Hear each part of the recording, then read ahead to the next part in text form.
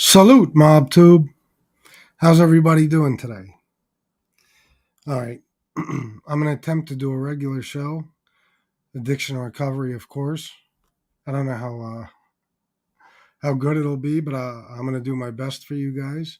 We have 7 people right now, so I think we actually had 10 when I started, so we lost 3. That's interesting. Frankie Rizzo, thank you for being a member for 10 months, my man. Bobby Berberian, Sally, Albaz, Dave, Calvin Bazar, Casey Robinson, Joe C. Miss Can't Be Wrong. It's the jacket. Oh man, thank you, bro. Oh, bro. I like that hashtag, bro. That's thank you for that, man. That's very thoughtful. That's an awesome hashtag. Thank you, bro. Can't say it enough. I'm gonna start using that. John DeLong, thank you, my man.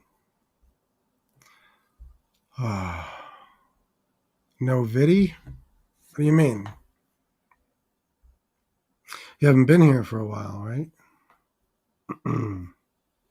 Antonino, what's up, bro? Hello, FBS. Always sending positive energy to you and your mom. I know you are, bro. I appreciate it. I'm going to try today to do a regular show without, you know,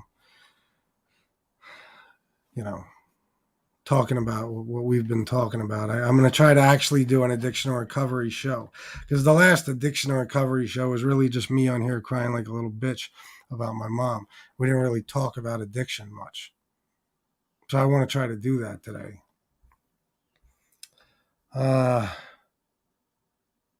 Paul Atkinson, Australian $5. Chin up copper? Is that what that is? What does that mean? It's very close to copper. Worries me. Thank you, Paul.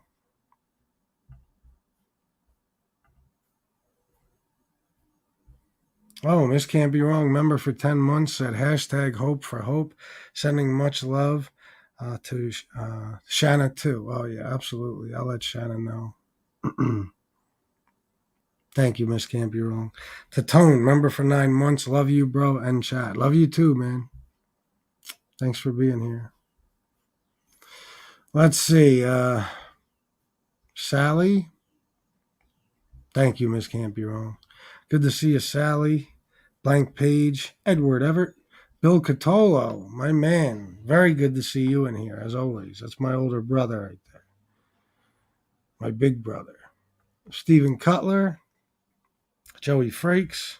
Frankie Cicero. Hello, people. Yeah, hey now, I guess so. And the stranger, Billy Catolo. Yeah, he doesn't come in that often anymore, but it's all right.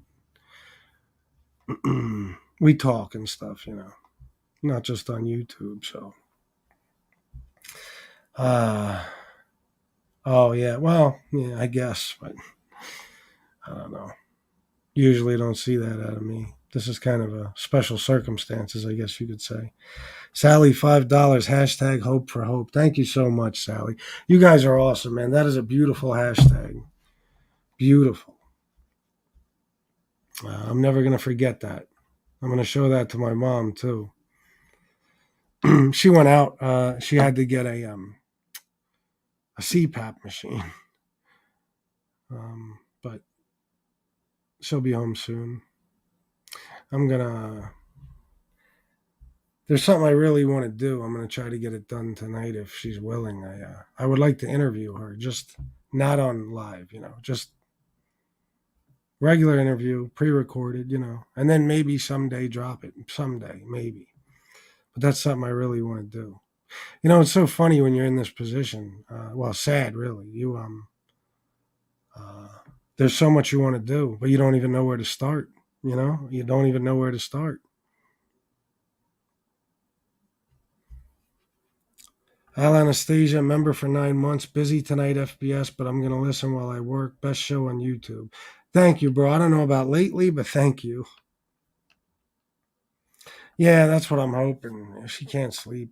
She never gets sleep. Then they called her today and said that, because they monitor her pacemaker and defibrillator, they said she had some long VTAC yesterday. I don't even know what VTAC is. Maybe ventricular tachycardia or something. I don't even know. But that fucking ruined her day. So that made her extremely sad and depressed because her exact words were, I hope it isn't already starting. So, and me too. I hope it isn't. But I don't even know what the fuck it means. I just know that something was wrong. And my mom told him, you got to understand it was an extremely stressful day. So it might not be indicative of something, you know, more serious. Just stress. Let's hope so.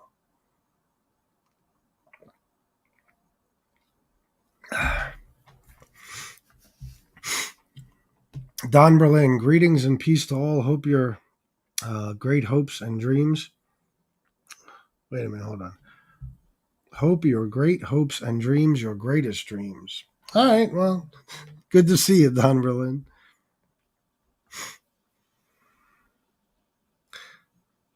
I didn't.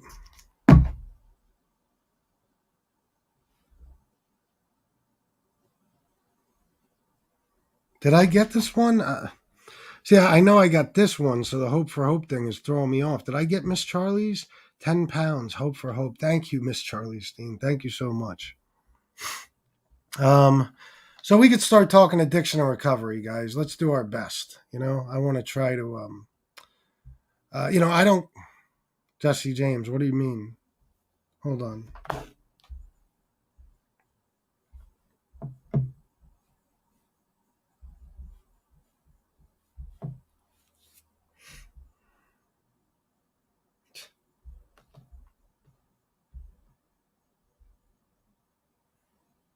Ventricular.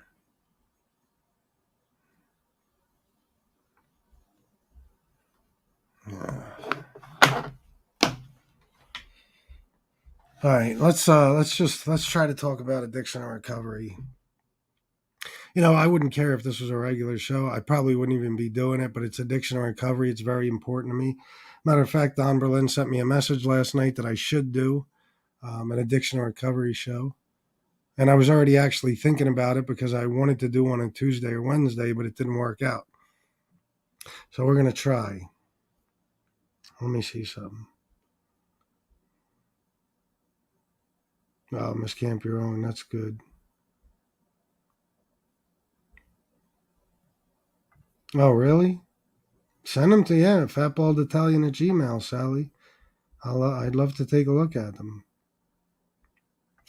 Yeah, well, I didn't know what VTAC was till about a minute and a half ago. I guess I did because I said it, but I was just guessing. I didn't know what it actually meant. All right, Jesse James, let's not, bro. Come on, man.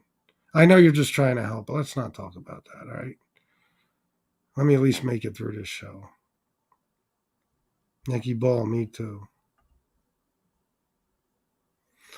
That got screwed up. It's supposed to be hope your greatest hopes and dream your greatest dreams. Sorry, can't walk and type. That makes sense. Thank you for fixing that, Don. One day at a time. Yeah, absolutely. We could talk about that. Now, I'm not the best at that. I'll tell you why. Because I don't really live my life like that. I know I should, but and I know, of course, it's an AA thing without a doubt, and it's a good way to look at it. Just worry about getting through today because it's too much pressure. Obviously, if you're telling yourself you have to be sober and clean for however many years or till you're a certain age.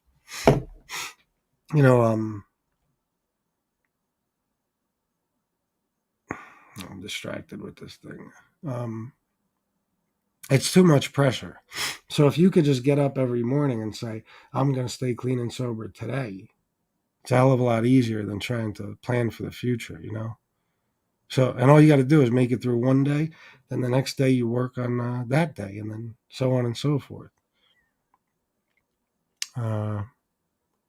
When I'm having tough times, I guess you could say I look at it that way. That if I make it through today, whatever mood I might be in, whatever stress I might be under, I might wake up the next day refreshed and feel differently.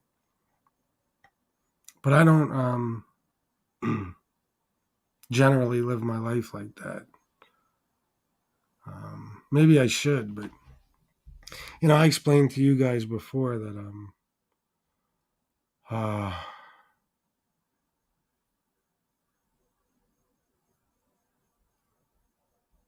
is he trolling? I don't know. Yeah, let's keep it addiction and recovery. Let's, I got to think about the other thing all day, every day. So I'm not going to make it through this show if we talk about that.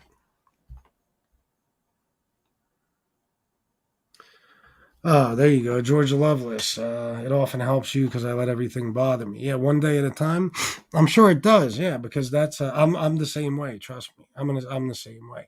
I'm gonna give you an example. Like, well, not only you know my OCD, and I mean the smallest things make me insane. I mean, seriously, things set me off a lot too. I have a very short fuse. I'm a very hot tempered individual. Unfortunately, I'm Sicilian, and my father, considering how he was, uh, there was no doubt I was going to turn out that way. But like last night, we ordered fucking food, and I'll never do DoorDash again. Let me just say that. Um, we ordered food, and we got half of our order. It was a $76 order. You know what I mean? So, which I didn't want to do to begin with, but we were fucking hungry, didn't feel like making anything. We got half of our fucking food, and then I had to spend the next 3 hours fighting with fucking DoorDash to try to get some of my money back. And I let it bother me all fucking night, and I shouldn't have. Especially with what's going on. But I think that's what it is too. I'm not gonna lie. I mean, that's in the back of my head. So if anybody says even the slightest thing to irritate me, or the smallest thing happens, I flip out. So, but yeah, man, one day at a time is a good way to live. Absolutely. You know what? In general, it's a good way to live. Even if you're not an addict or an alcoholic, in general, if you live life like, let me just make it through today. I'm kind of doing that now, I guess, to be honest with you. And then we'll worry about tomorrow when tomorrow comes.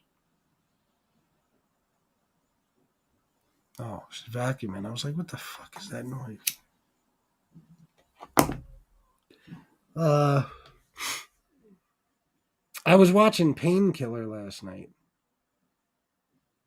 Wait a minute, I want to read this. My old timers taught me that I have reached my bottom when I stopped digging. Damn if that didn't. Wow, that's a wise saying, without a doubt. Yeah, it's true. Walt Liquor, in the beginning of getting clean, I thought one day at a time. As time passes and you stay clean, it's not as necessary for me, at least. Yeah, yeah, that's the way it is for me, kind of. Like I said, I didn't have it as tough as a lot of you guys. I was probably a much more severe addict than most of you, as far as how serious my addiction was and how much I was using and everything else. But um, I didn't have as much trouble, getting clean and sober because I told you it was never a mental addiction with me. I guess cocaine was, but alcohol, it was, I explained my story before.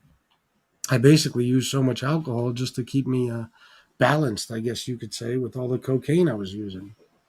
And once I had enough time away from cocaine and I medically detoxed off of alcohol, I was okay. Do I have cravings every now and then? Of course, I tell you about them all the time, you know. But like right now, I'm going to tell you guys where I'm at right now. This is an important thing we could touch on. I again last night, all night, I was thinking about this fucking situation and how bad it is, and I realized that, you know, I'll just tell you what happened. I was talking to Shanna, and I was like, she could be here in 6 months still, right? And Shanna said, no, she can't, and Shanna knows. She was just being honest with me. And I said, why? And she explained to me why. She understands how bad my mom's situation is. I don't. And this is rough. This is one of the worst things I've ever been through in my life, and I've been through a lot. And I have no fear of relapsing. It's the first night when I got the news and I was shocked. It crossed my mind, of course, because that's how you handle tragedy and stuff when you're an addict. It crossed my mind. But I didn't do it.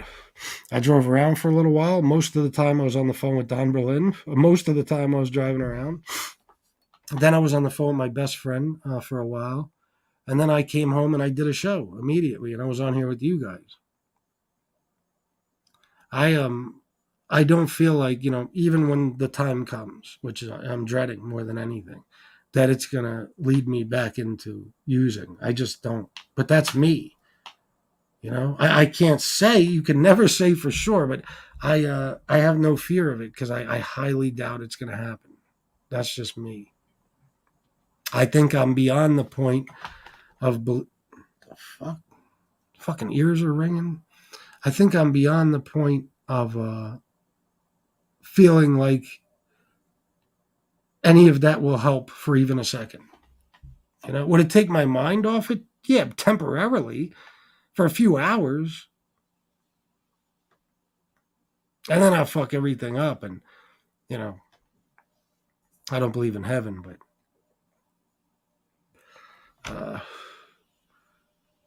let's just say I wouldn't do that to my mom. If there's any chance in this world that, after she passes, she can see me or hear me or knows what I'm doing, I'd never do that to her. And I would never do it to her memory, and I would never, I don't know. I have no fear of doing it. I'll just say that, of relapsing. Plus, I got all you guys. And I got Shanna, of course, most importantly, my family. But it doesn't mean that, when the day comes that I won't seriously consider it. I can almost guarantee you I'll seriously consider it. But I'm pretty sure that I won't do it. And I know that's wrong. I shouldn't think that way, but it's just where I'm at with everything.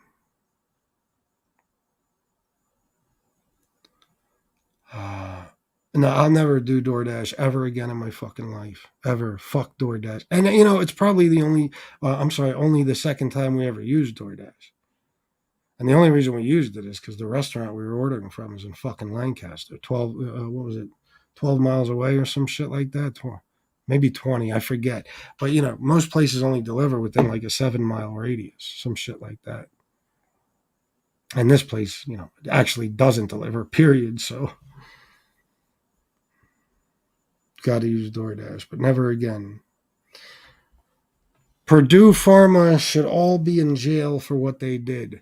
Yeah, and Painkiller is to an extent fictionalized. I researched it. But the only part that's really fictionalized is the origins of OxyContin.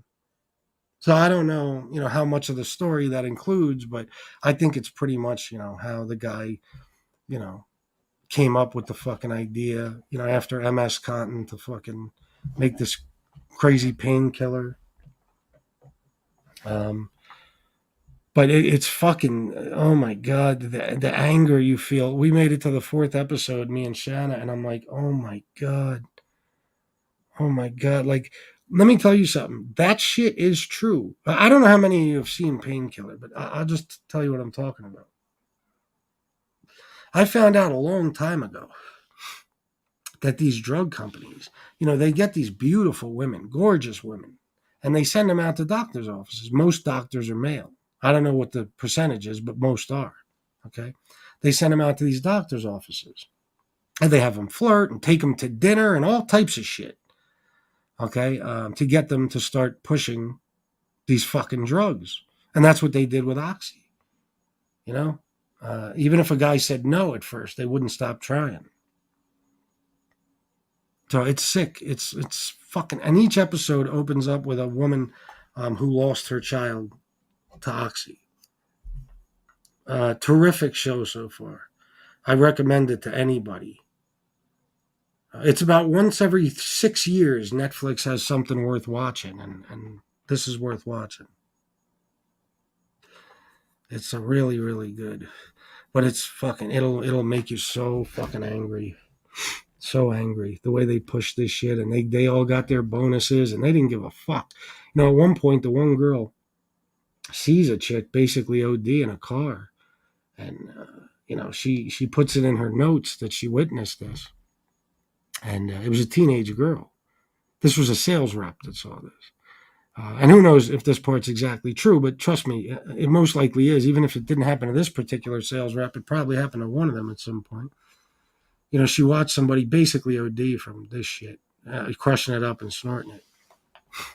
She put it in her notes, and then when she told her superior, oh, give me your notes, I'll take care of it. She didn't even want to turn it in.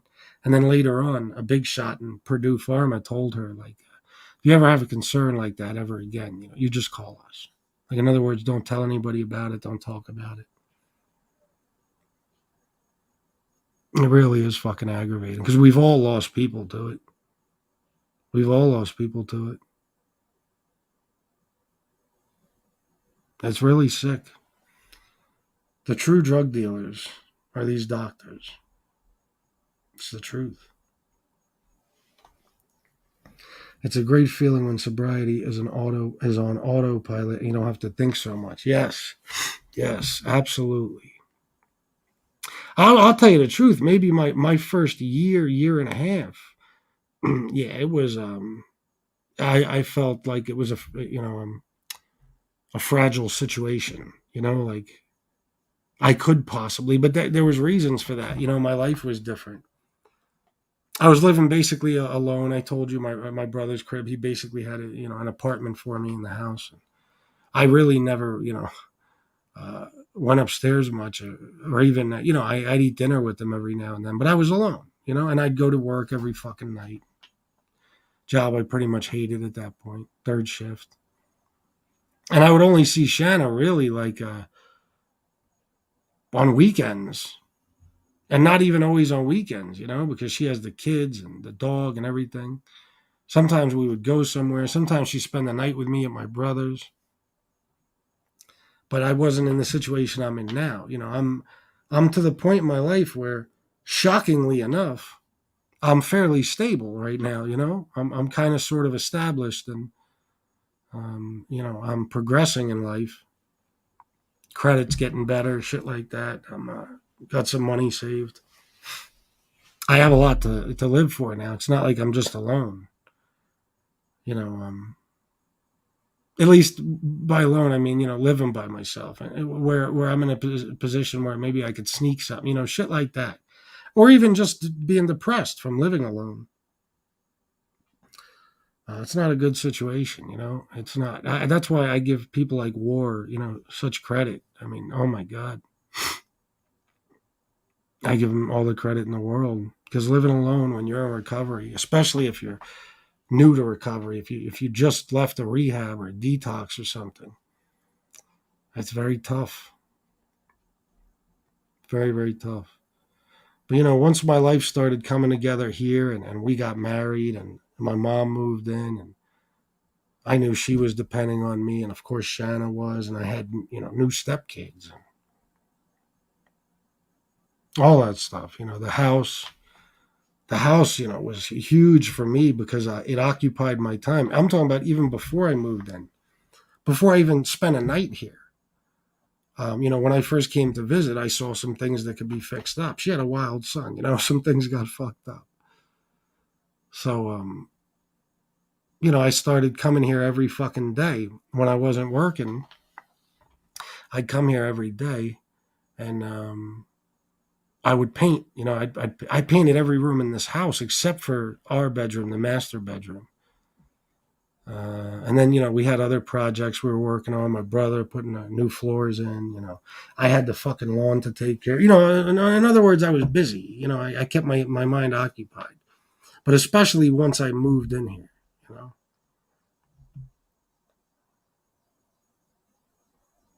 So, of course, that, I think saved my life. And still, till this day, the fact that I have Shanna and my mom is still here,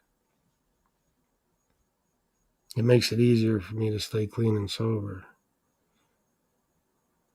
Maybe I should say it makes it possible. I don't know. I don't know where I'd be if I wasn't here.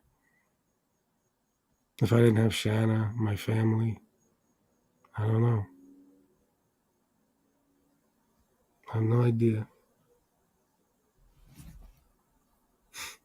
Your Own Recovery is here with this community. Yeah, Don Berlin, believe it or not, it is true, Albaz. By the way, it is.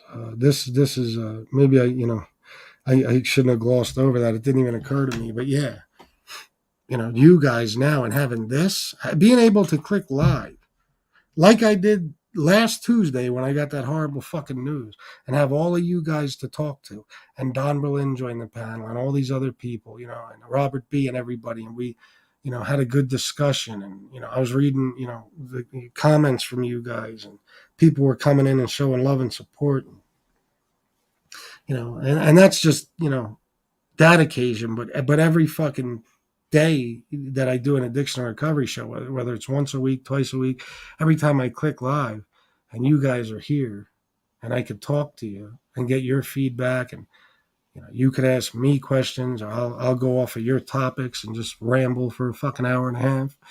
Yeah, it's a huge part of it. I'm an extremely lucky person. Extremely lucky. I know that. Believe it or not, we should live our lives like dogs, as they are totally in the moment and don't live life in a rearview mirror. Woof woof.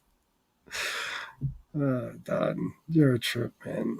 This has got to be the most brilliant man I ever met in my life. You could just pick a subject. No preparation for Don needed. Just pick a subject and ask him about it. And I guarantee you he knows every fucking single thing there is to know about it. It's astonishing. I mean, talking to this guy on the phone sometimes is like, I could just mention something and somehow he already knows everything about the something I asked about. It's like, how the fuck? Fucking genius. Stand-up guy said the other day, there's two really book smart people on here, and that's James Proctor and Don Berlin. And I agree. And he really focused on Don Berlin. Don Berlin, where did you go to school? Could I ask you? I'm curious. Cocaine owned and enslaved me. Oh, George Loveless. I know, bro. That's what it does. And the funny part is, it's not a physical addiction. It's mental, but it's such a strong mental addiction. I mean, forget about, like, let's just say the night you're doing it and you run out. I mean, you want to fucking end your life just to fucking, because your mind is going insane. You want more so fucking bad. But even like if you've been heavy into it, I'll tell you the truth. I mean, even a lot of people when they just started, what did that guy say? The dude, what the fuck was his name? That funny dude. Hold on. How the fuck did I forget this? Hold on.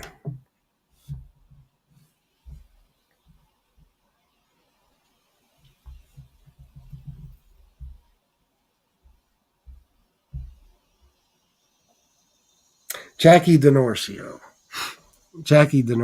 Remember what he said? He said he tried cocaine, I think, at 45 or something, and his only regret was that he didn't start it at 25 or 35 or some shit like that. He loved it so fucking much. Some people, it really only takes the first bump or first line and they fall in love. They fall in love with that fucking drug. But once you've been a heavy user for a while, you could say like, yeah, I'm just going to stop, and physically you'll be fine, but mentally it'll be anguish because it'll be in your head all the fucking time, and especially if you go out and have a drink or do a different drug or something, you're gonna need it. It's gonna be like it's like I always said, alcohol and cocaine is like cereal and milk. You can't do one without the other, at least not much of one without the other. It'll definitely enslave you without a doubt. It becomes your master. It does. Thank you, Lance 33. Shout out to Pittsburgh. Did I say Pittsburgh? Pittsburgh. Sorry. Miss can't be wrong, yeah. Nobody wishes that more than me, but what can you do? I can't, I don't know. George Lovelace, FBS, I honor your honesty and you'll be in my prayers tonight. Thank you, George. That means a lot to me. Thank you, bro. I hope you're here for all these addiction and recovery shows. Relapse is not an option. No, it's not. It's not. That's why I said, I can assure you it's not going to happen. You're never supposed to say never, but um, I'm going to tell you the truth. Well, maybe I shouldn't say that.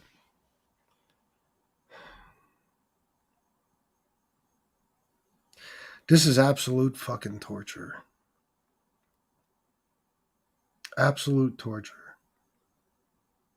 I know people say that you're lucky because you have a chance to say goodbye, but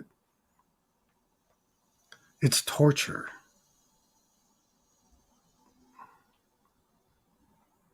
Seeing somebody every day and knowing that very, very soon they're going to be gone forever. You're never going to see them again. You're never going to hear them again.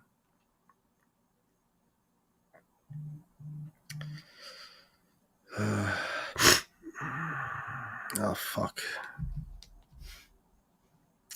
I'd like to think, well, I'm going through the worst of it now. But of course I'm not. She's still here with me. I can't imagine what that day is going to be like. And my fear is that it's going to be very soon.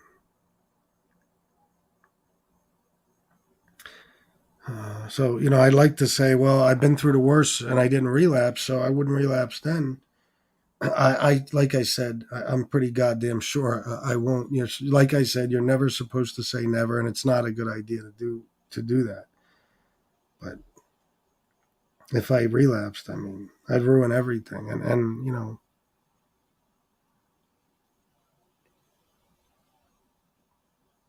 I would disappoint everyone, including her.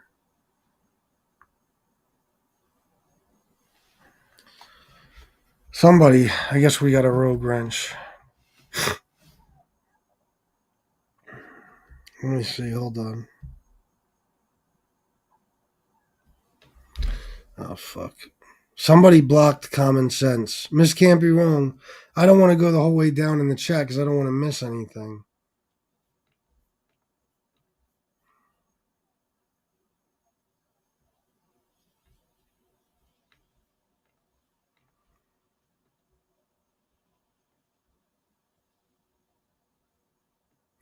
Yes, they did. Lance 33, they did. I'm on the road.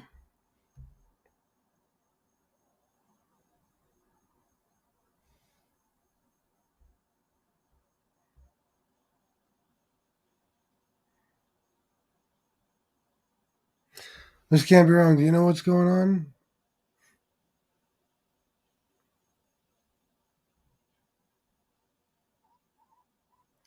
I got to get rid of somebody with a wrench, obviously. Unless it was a mistake.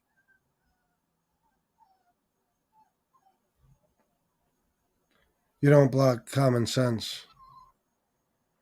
Who the fuck did that? I'll have to wait and see. I'm sure Miss can't be wrong and let me know if she figures it out. I haven't seen anyone get blocked. Then I don't know what the fuck is going on.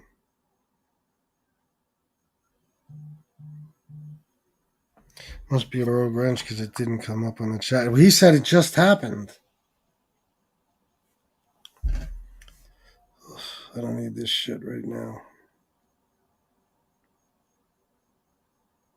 Common, are you sure?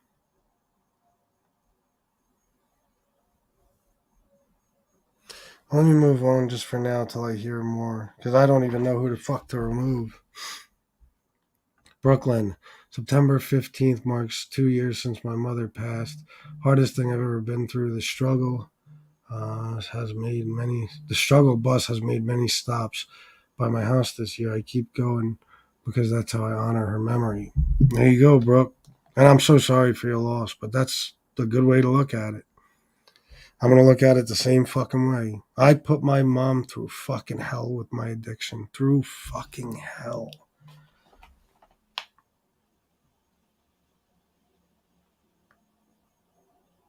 I'm probably, me and my brother are probably the main reason for most of her heart problems.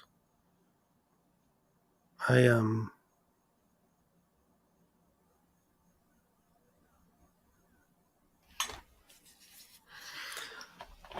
I don't know, but the worst thing I could do is for her or her memory is to fuck up now and go back to where I was.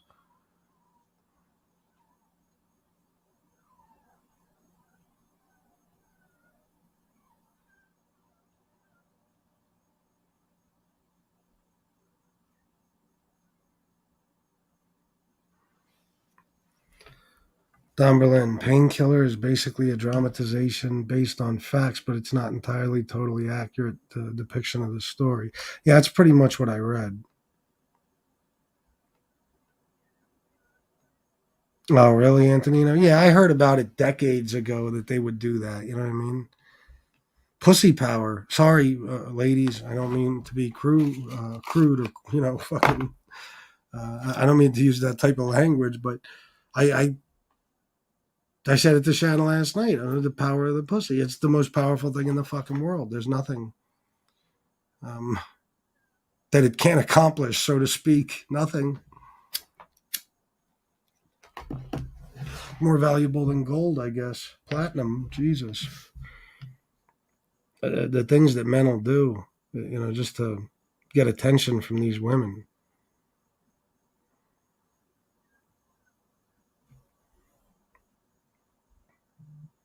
No, I believe it, Joe Bag of Donuts.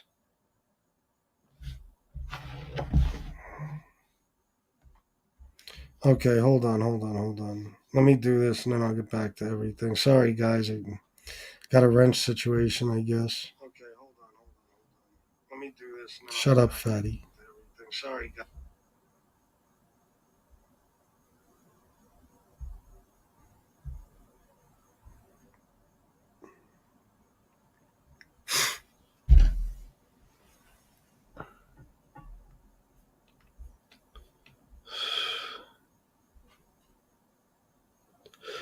FPS, I sat on my hands and parked my car in my meeting space for hours just to stay sober.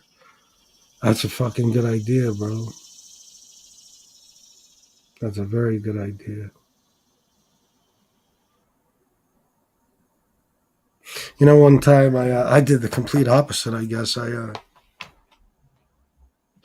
I got out of the psych ward and everything was a mess, and I knew I was going to have to, I was going to go from seeing my daughter every single day to now having a custody agreement. I just wanted to fucking die, and I was trying to accomplish that while I was in, before, I guess we'll say I wound up in the psych ward for the 2 or 3 months before. I was pretty much on a mission, at least 2 or 3 months. And after I left there, I didn't know what the fuck to do, so I just took off to Wildwood, which is one of my favorite places on earth. And I got a room. I told you guys, I hate to repeat myself, but I got a room at Montego Bay, which is, I love that place. They have that awesome water park and shit inside. Um, uh, I went and stayed there for a few days, middle of January or something. Fucking bone chilling cold. It was fucking freezing, but I didn't give a fuck. My first night there, which was my first night out of the psych ward, I went and I parked in a liquor store parking lot. It's the exact opposite of what you did, Blank Page. And I sat there, and I sat there, and then finally I went in, and I bought a pint of Bacardi, and I put it in my trunk. I went back to the hotel. I took a Librium. I was out like a light. I had that bottle in my trunk for till next. It was January till the following Christmas. You know, till December. And I went to a Christmas party with this girl, Stacy, and she was a drinker. And I was explaining to her that I don't drink anymore. She was going out that night for another party or something. So I said, "Here, take this." I popped my trunk and I gave it to her. I never cracked that bottle. Of course, eventually I started drinking again, but oh yeah, Joey Frakes, it'll make you insane, bro. It will. Yeah, you can, Albaz. Paul Atkinson. After using flat out for 35 years, I still cave in once a month. I'm nearly 57 and could afford it now more than ever, but I don't. Am I winning? Let me see. Uh, I don't know. It's an odd question because you said you still cave in once a month. But you're 57, you could afford it now more than ever, and you don't. I mean, yeah, I guess so. I guess you are.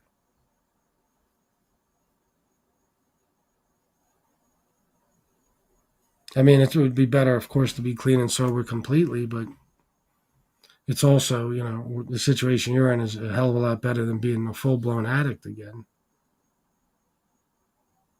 I think the goal should be to be completely clean and sober, but who am I to say? Guys, can you hold on a second?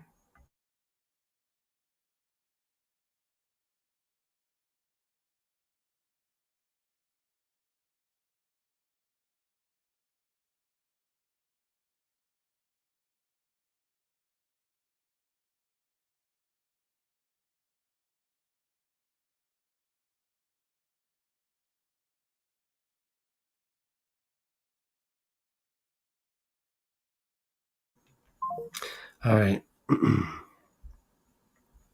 Sally, this is better to me than a meeting. It's anonymous. We are here because we want to be and all support and care about each other. Yeah, it's fucking amazing, man. This shit. That brings a smile to my face. The fact that I have you guys. And, um, seeing the support from other people. Don't get me wrong, guys. I want you to know, just so you know that I know. There's a couple of scumbags. I'm not talking about like regular people, other content creators who are coming in and just saying hello. There's a couple of really horrible people that have snuck into the chat over the last week. I know who they are. And trust me, nothing is forgiven. And I'll get back to them. Okay.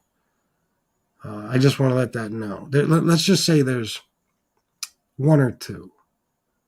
Okay. Keep it at that. So, if you see somebody and you're like, how the fuck did FBS have him in here? I just don't want to put up with any bullshit right now, so I don't care. You know? Um, but like I said, 99.9% of the people who have reached out in any way, all is forgiven as far as I'm concerned. It's just the ones that attacked my family in any way, shape, or form. They'll never be forgiven. We will be mortal fucking enemies forever. That's it.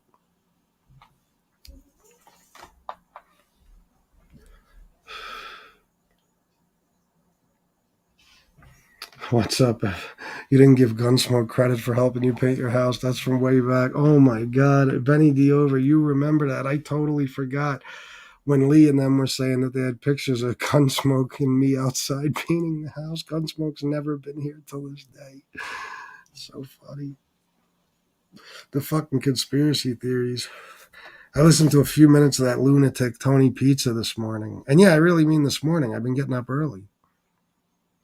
And the shit he says is just, unbelievable. Like it's like he comes up with these conspiracy theories on the spot in his head, and none of it makes sense. It's all absurd. That guy couldn't tell the fucking truth if he was under oath. He couldn't tell the fucking truth if his life depended on it. He couldn't do it.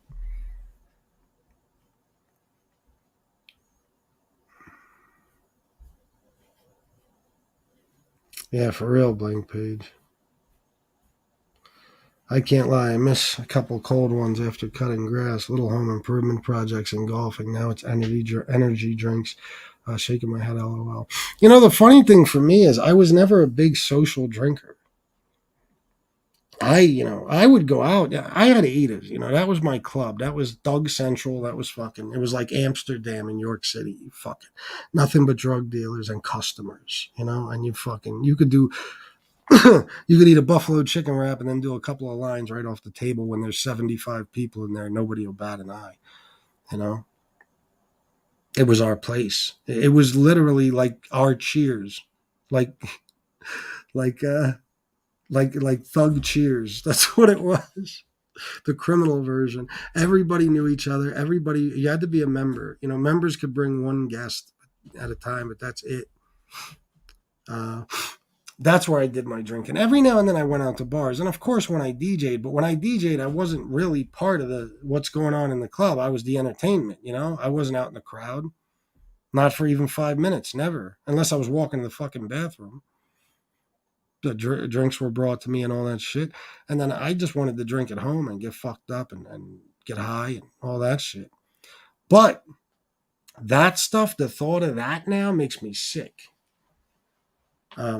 The only thing I ever miss is, like I said, and the funny part about me missing it is I was never that much into this type of shit. But when you're in a place like Fort Lauderdale or Miami, you see a bunch of beautiful fucking people in an indoor-outdoor bar scene, the beach right across the street, place like Elbow Room. I'm sure some of you know it. You know what it looks like when you pass there on a Thursday, Friday, Saturday night. Damn near any night, but shit like that, it's like, it'd be nice just one more time, but can't do it. We don't have that one more time in us.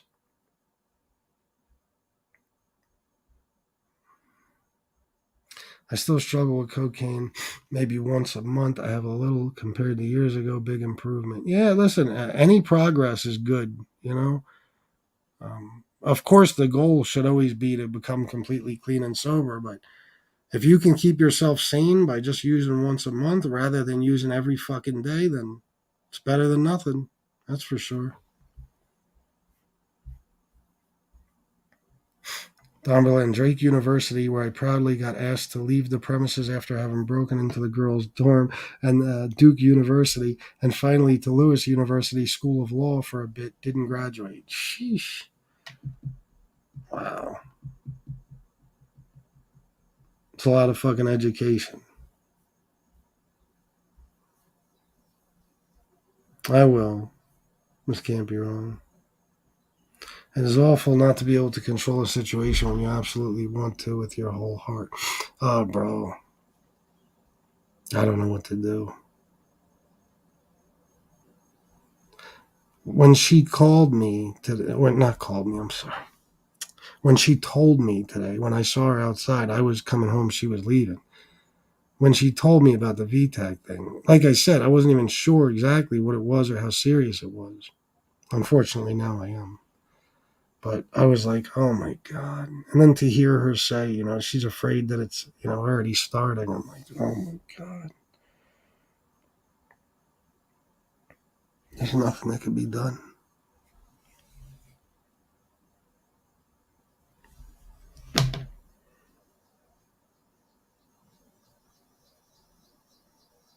It's torture. I'm telling you, it's torture. Because even if you're doing a specific thing, you know, that the reason you're doing it right then and now is because this person's not going to be here soon.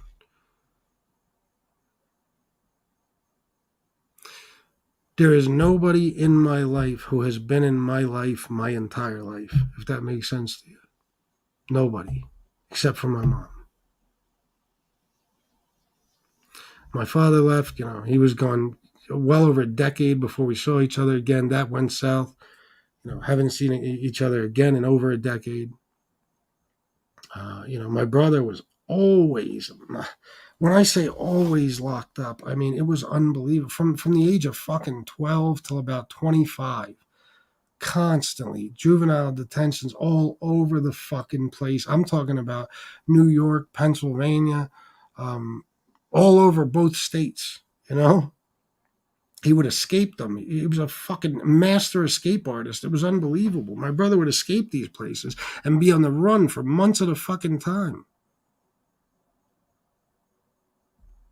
And then he would go to jail again. And, it was once he hit 18, it was, county jails. Then it was fucking, I think he was in Nassau County at one point. He was in Rikers for a little, I believe. Then state prisons.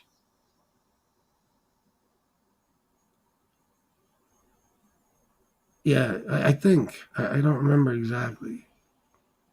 Because he did do something once. He hurt somebody real fucking bad. But, my point is, he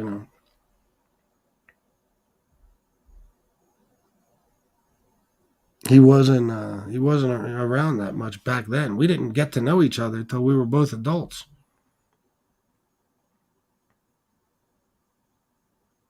So there's just nobody, that's been in my life my entire life except for her.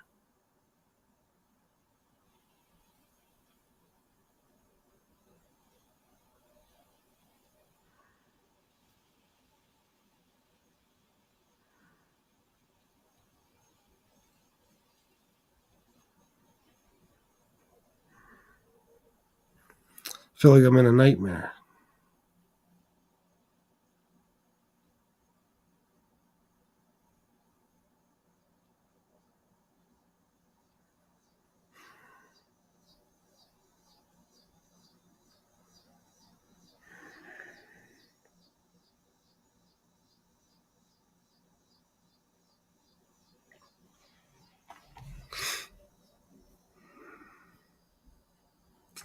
Hattie's mom. Back in the 90s, I was on crystal meth and Pepsi every weekend for several years. Never did it, Pepsi. Never did it during the week. Haven't touched it in over 20 years. And now can't drink Pepsi. LOL. How is it? Does the Pepsi relate to the meth? But congratulations on not touching it in 20 years. That's fantastic.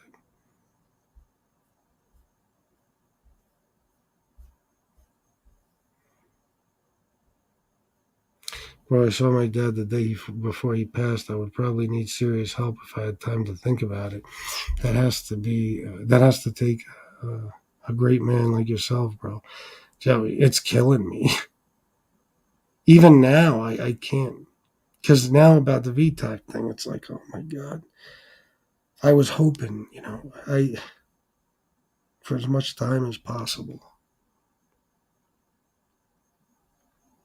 Now I got to worry about that. Why is that happening? The VTAC, why? What's causing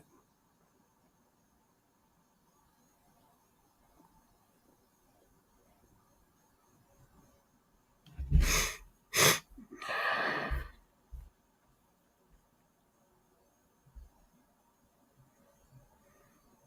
Oh my God, there sure is. Hey, now. There sure is. Tom Berlin. But I noticed that common sense does not have a wrench, and so not certain if he is real. But if he is, call me on. Well, yeah, he texted me, so that better really be him. I gave a wrench to. Common sense. By the way, I started replying to your message and then got fucking distracted. I still have it drafted. I'm gonna reply after the show. Jersey Girl 732 hashtag hope for hope love hugs thoughts and prayers for you and your family. Thank you, Jersey Girl. Thank you. George Lovelace, she can be proud of you now, FPS. I guess. I certainly hope she is. I certainly hope so.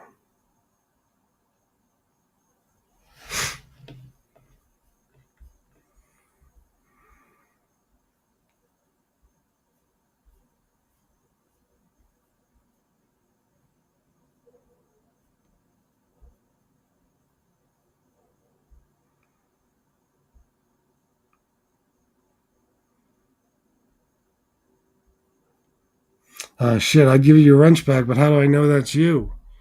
No, that's you. Right? That's gotta be. Miss Can't Be Wrong, that's the real Paul Atkinson, right?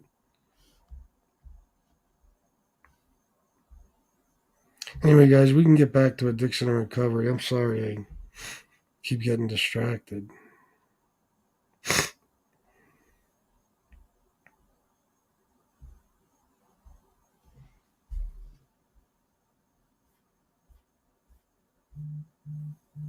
Okay. Thanks, Miss Campione. I came out of jail and saw a comment on screen with face. Haha, was like a Batman being unveiled. Yeah, the man, the myth, the legend.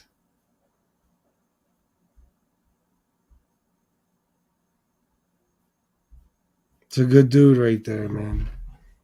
Common sense. That's a good dude. Really is. Honored to call him a friend.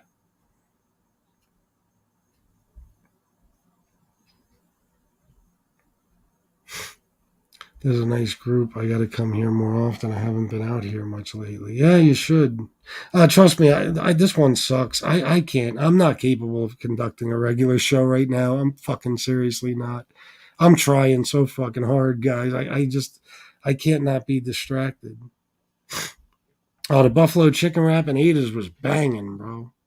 Plus, they had dollar a dozen clams. Yeah. 10-cent wings. Members only. That club was the shit.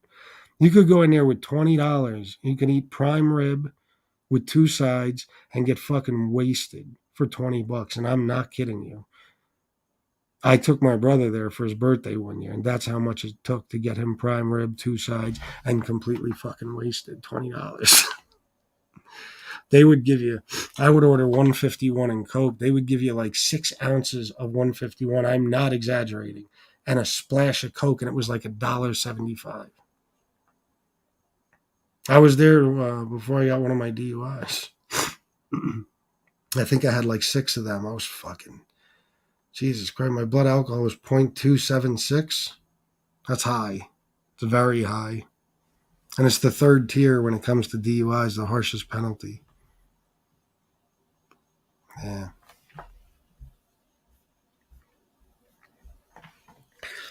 I was able to watch a couple of shows while inside, but I missed loads. I tried to support FBS best I could while I was inside. He gave me relief from extreme boredom. How the hell did you watch me in there?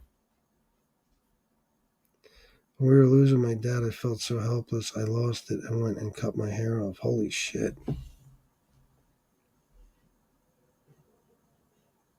hoping that cough that scumbag has is melanoma. What? Who? Pizza? Brian Bozak, FBS, would you say if you relapse due to a life-changing situation, would you consider that a relapse or excuse to due to how long you have been? Wait a minute. FBS, would you say if you relapse due to a life-changing situation, would you consider that a relapse?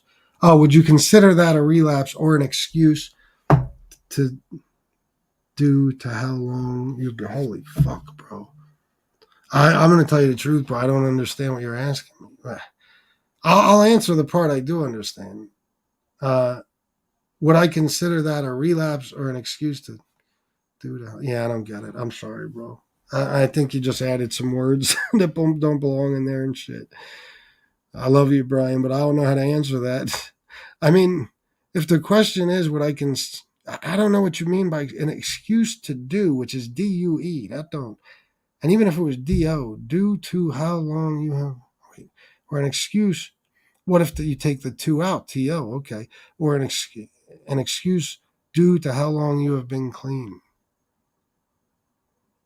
I don't know what you mean. Would I consider it a relapse, or would I feel like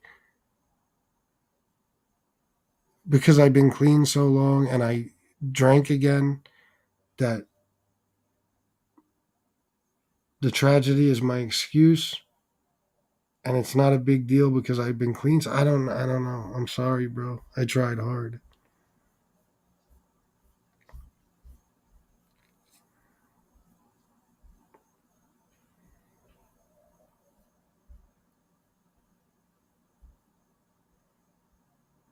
Stuart, what? What are you guys talking about with Pepsi? Thank you, OC. It takes the nasty taste from the drainage away. Gotcha. So the drainage of meth is disgusting, huh? No, coke, the drain was my favorite fucking part. Cumberland, I can't say I know of anyone who has been in my entire life either, mainly because most everyone that I was drinking with are all dead. Yeah, well, but I mean, I mean somebody from the day I was born till today, you know?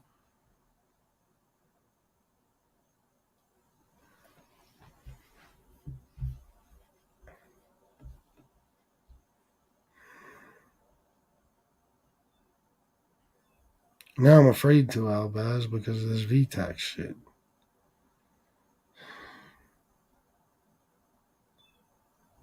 I know you would, War. I appreciate it,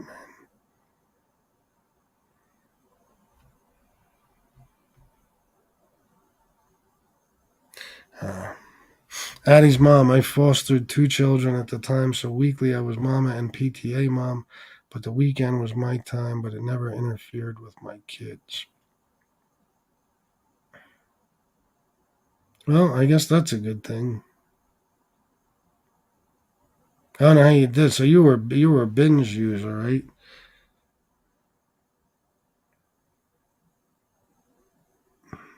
If it never interfered with your kids, I mean, it still doesn't mean it didn't need to be fixed, but that's good at least.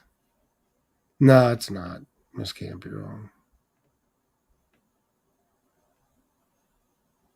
Yeah, Albaz. Yeah, I guess he did. Thank you, War. There's a couple, Albaz. I'm trying to get her to do it as soon as possible. Paul Atkinson, when my daughter went over this show, especially the chat saved my life. You were also so kind. I wanted to murder people and go in a hail of bullets. I'm sure you did, bro. I don't blame you. Thank you. What did I say? Thank you. You're welcome, guys. I'm sorry. I'm fucking.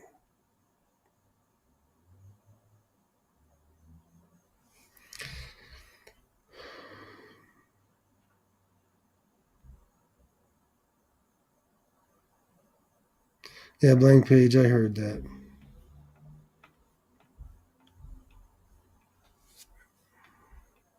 Addie's mom, we are here for you, FBS, either here in recovery chat or in your regular chat.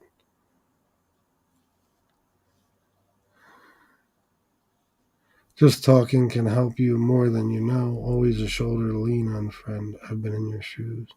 I know you're always here for me. All you guys. But that's what I gotta do, I guess, talk. I don't do good with keeping shit in.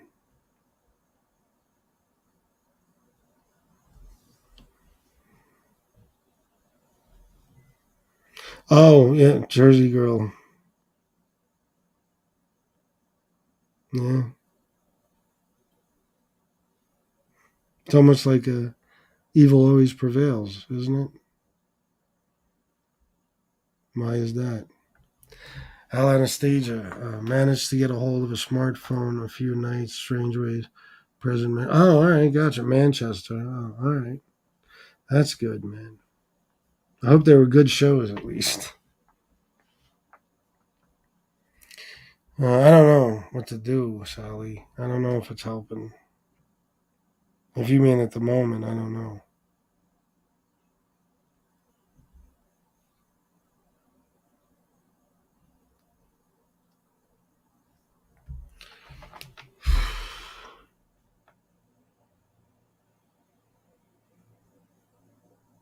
Anyway, let's get back to addiction and recovery. Thanks, Bambi. Um, I don't know what else to talk about. You guys tell me and I'll talk, I promise.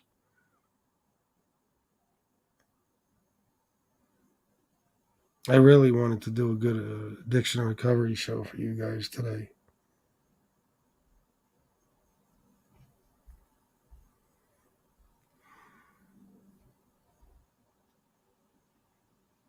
FBS, my bad. You have been clean for a long time. If something bad happened in your life and you got higher drunk, would you consider that a relapse or an excuse to do it? Oh, I see what you're saying.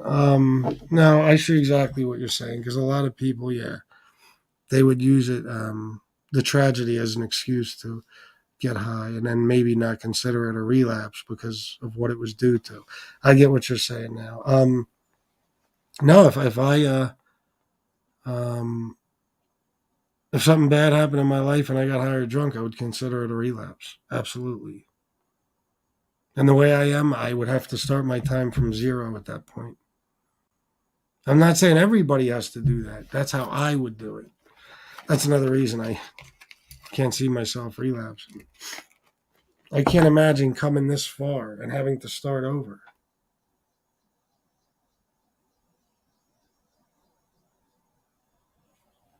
Can't imagine it. Common sense. My mother had it. Was her third form of cancer. She got stage 4 metastatic melanoma in her right lung. Had to get her low. Jesus Christ. Unbelievable. I'm sorry for your loss, common sense, and that you had to go through all that. No, Paul Atkinson. I guess a fake Paul Atkinson would not know that line. You're a sick bastard.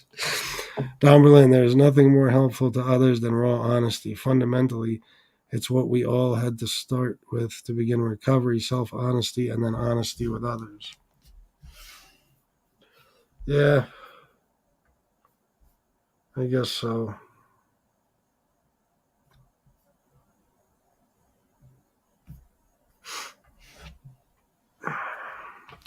The foot, you want to talk about the foot? The foot, as of 3 nights ago, is no longer bandaged up. The toe, the main toe that was burnt to a fucking crisp, that that is finally healed to the point where I could wear socks. I don't have to have it covered up, you know.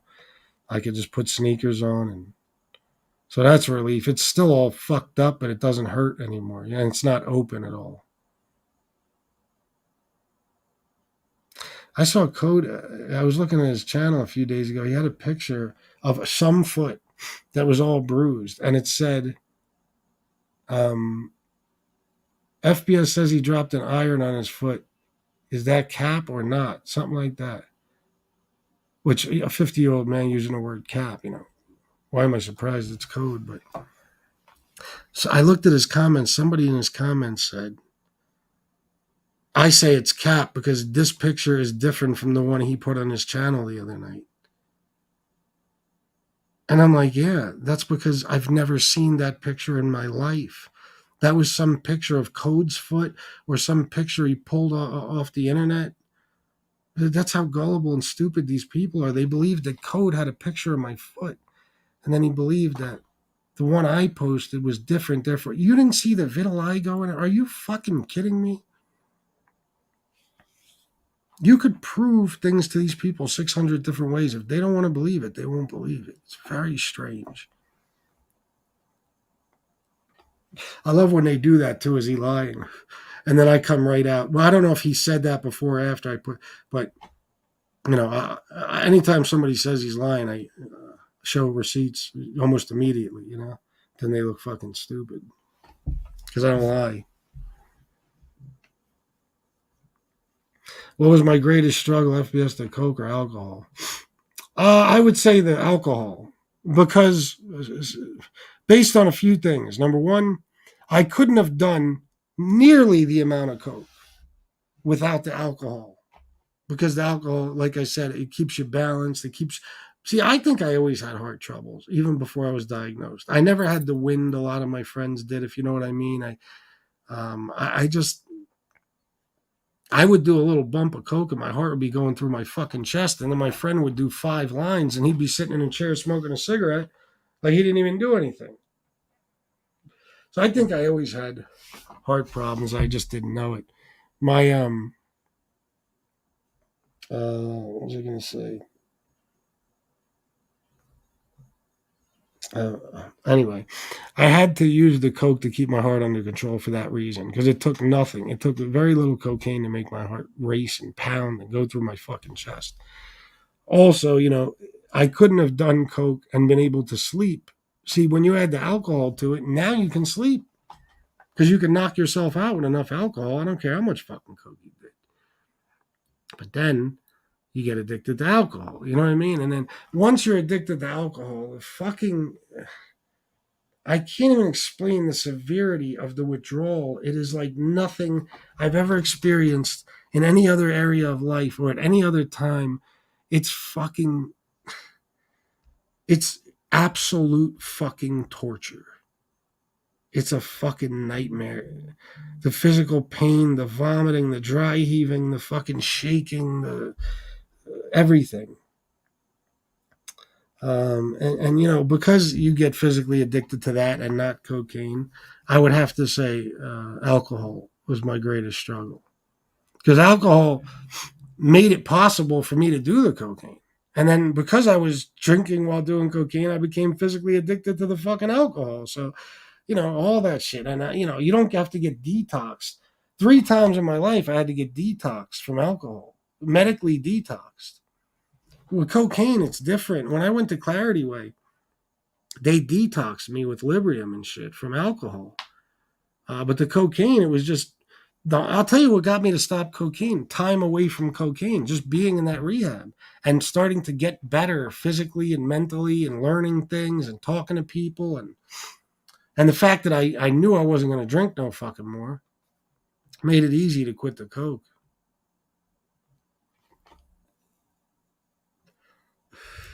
Even now, you know, I'm from time to time, I'm still around some of my friends in the street that are, you know, got shit on them and all that. And it just doesn't even occur to me. It doesn't even occur to me. I don't care. You know, I know they're hustling on the corner when I'm standing right next to them, you know, but it doesn't, I don't ever feel the urge to be like, bro, let me get a, you know, besides, you know, my friends are actual friends. They'd probably kill me in a dark alley or something if I even asked that question. Maybe not that far, but there'd be a beating in store. But I've never even thought to ask it because the only thing that's really tempted me is alcohol. Except for one time, COVID. I told you guys about that. I was in this very room. This room was completely different. It had the DJ equipment, but it was on a much smaller case, you know, and on a keyboard stand. It was on that same keyboard stand, but there was different equipment, and I don't think I had the books in here yet.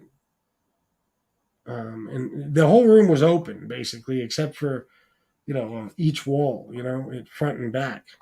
And I had a TV, so when I just wanted to be alone, I would come in here and just sit in a fucking papasan chair. The one I started doing my channel with, everybody used to say that was a couch or a bed. It was a papasan chair, and I would just watch TV with my legs up, my feet up, And one time during COVID, I think me and Shannon might have gotten into an argument, and it was just miserable in the house. Once you're fighting with somebody in the house, it's all that negative energy and tension. And I was bored out of my fucking mind. We had been bored for months, even though we went places constantly. Even if we weren't able to go in places, we were still out. I was still bored out of my fucking mind. And one night I was sitting in here, I was angry, I was bored, and I thought about going and getting some Coke and a bottle. Oh, absolutely. Luckily, I didn't. I stayed home. But that was the one time where I really thought about getting Coke. Yeah.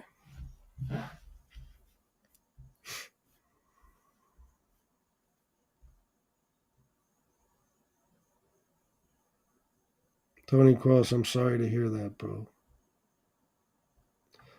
Common sense, you went through fucking hell, and I mean hell. Maybe one day I could tell the story. It is absolute nightmare. I have no idea. I'm sure people have been through worse, of course, but it has to be up there. You told me about it. I don't know if you remember, Common. It was fucking horribly sad story. I mean, unbelievable. Incredibly sad. Yeah, you're free to tell it anytime you want, bro. I'm here. Al Anastasia, FBS. I'm lucky, I think, because I never really drank beer. And I I only ever really drank beer, not spirits. It scares me when people describe alcohol withdrawal. You've done so well. Oh, bro, it's fucking, it's hell on earth. Go watch an episode of Intervention. You know, where the person is suffering alcohol withdrawal. It'd be hard to find one, but they're on there. Watch the movie The Lost Weekend. It's from like 1956 or some shit. Hold on.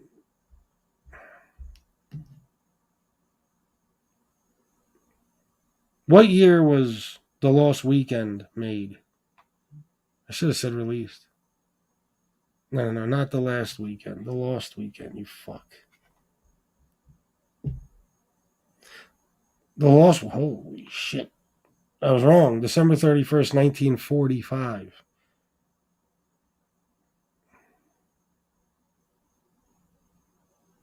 1945.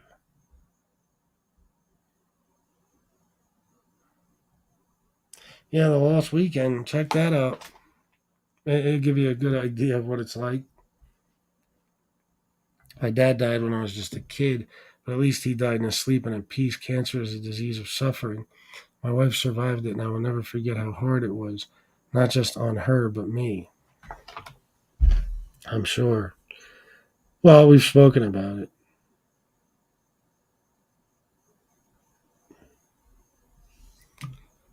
Uh,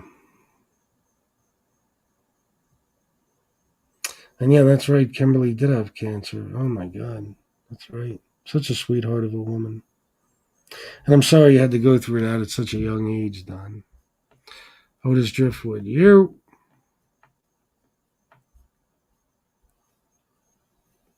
Yeah, war mostly. Good to see you, Chris's boy. I meant to say good to see you, Chris. All right, thank you, Paul. Thanks. Good to see you too. Yes, and the scary part is most of the time you don't know you even have it until you're so sick you end up. Yeah.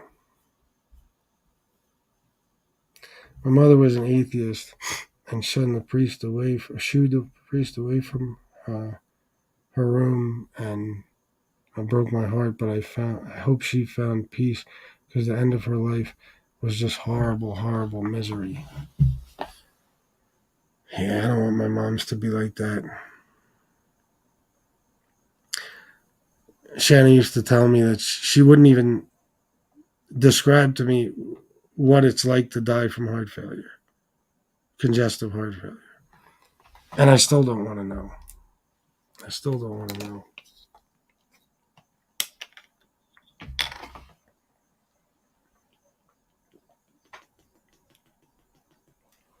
Shanna knows so much more than I do.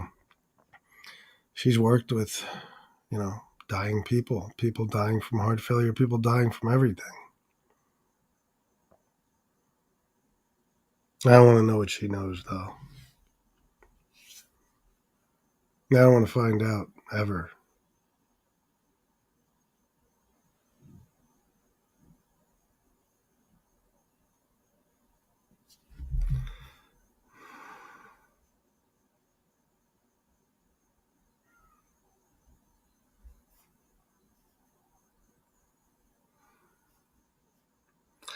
Miss Can't Be Wrong, you're talking about the heart failure thing? Yeah, please don't. I thought when Donna or Kimberly mentioned having a drink when you're a child is a trigger, that really opened my mind. My granddad would give me sips of beer as a kid. Crazy, yeah. There's a person on here who doesn't believe in the community, I guess you could say. Pops up mostly in chats, but every now and then on a certain show, who thinks that right there that's not a thing. That can't happen. And if it does, oh my God. Yeah. It's very common. Especially, I don't know how old you are, Al, but, my generation. Very common.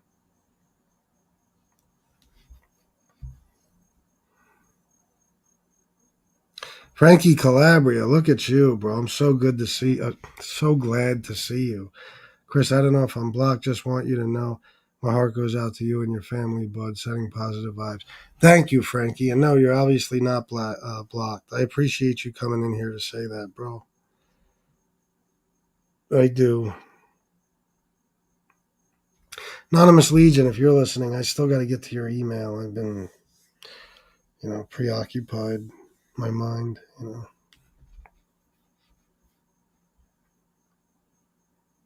Thank you. Appreciate it. Same to you as well. Unfortunately, we all have to face this situation in our lives, and we all have our own process and path we must take and navigate, and everyone is different. I know. I just don't understand. I don't know. If you asked me, if I had to choose, would I rather that she had just gone in her sleep? I think I would say yes. I don't want her to know she's dying. And I don't want to know.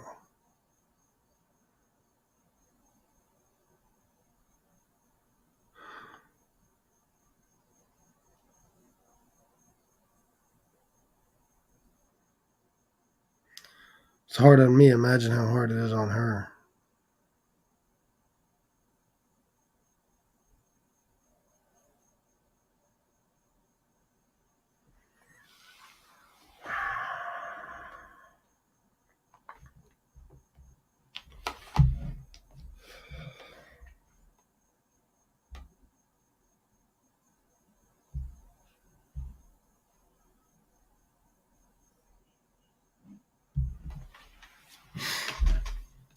All the people that have come in to show FBS love and send well wishes to his mother, I want to say thank you. My hope and faith has been somewhat restored in some of humanity. Yeah, mine too.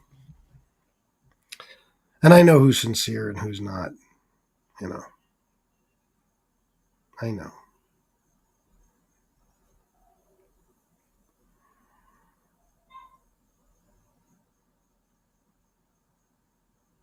Oh my God, this can't be wrong. This is going to make me fucking cry. Great to see a guy show so much love for his mother. I'd be surprised how many people don't. Oh my God, yeah. And then trust me, it hasn't been all sunshine and roses. Me and my mom have been at war at times. But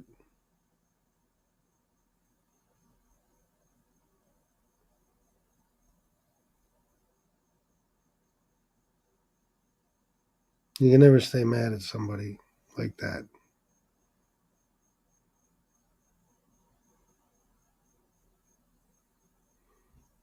Thank you, Kat.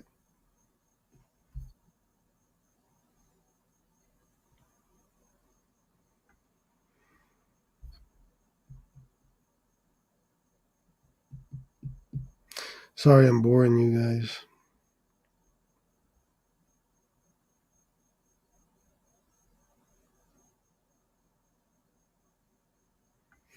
You know.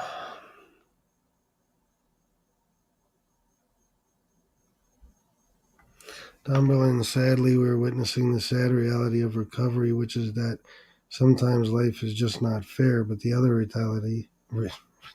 Jesus, reality is that we can all do this and do it well when sober, but it is hard. Certainly is. I know, Miss Can't Be Wrong.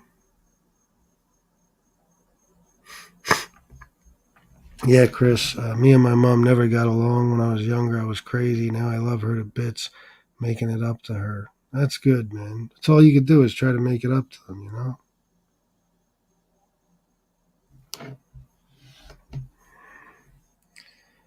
Uh,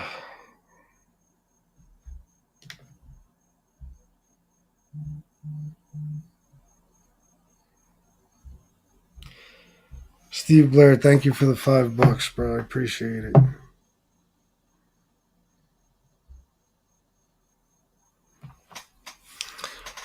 Uh, to tone shit, I would have a small glass of wine at dinner at 6 years old. By 8 or 9, I was in charge of going in wine cellar to siphon it out of the barrel and setting it on a dinner table. Wow. Sheesh.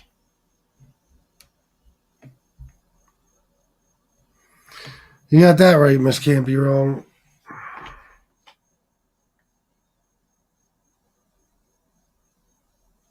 All right, guys. I gave it a shot. I'm sorry. Eventually, it'll get back to normal. I just don't know when.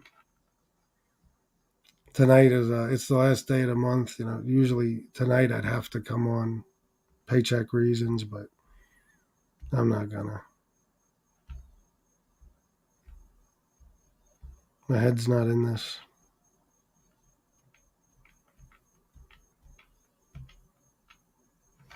Oh, Jeff, did I miss it? I'm so sorry, bro.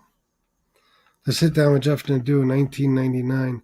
Keep doing what you're doing, man. Keep fighting the fight for all the folks that need it. Thank you, bro. Yeah, I will, man. Definitely. Thank you for the 1999, but I will. It's just tough right now.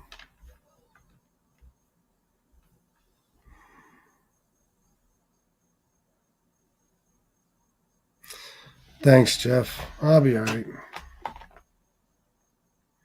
All right, guys. Thank you for everything. Anybody who donated, I appreciate it very much. Paul Atkinson, Sally, Miss Charlie Steen, Jersey Girl, and Jeff Nadeau, Steve Blair. Thank you, guys. I appreciate it. I'm going to get going, see where my mom is, and maybe she wants to have dinner together tonight or something. I don't know. I'll talk to you all soon, all right? I love you all. And until next time, salute.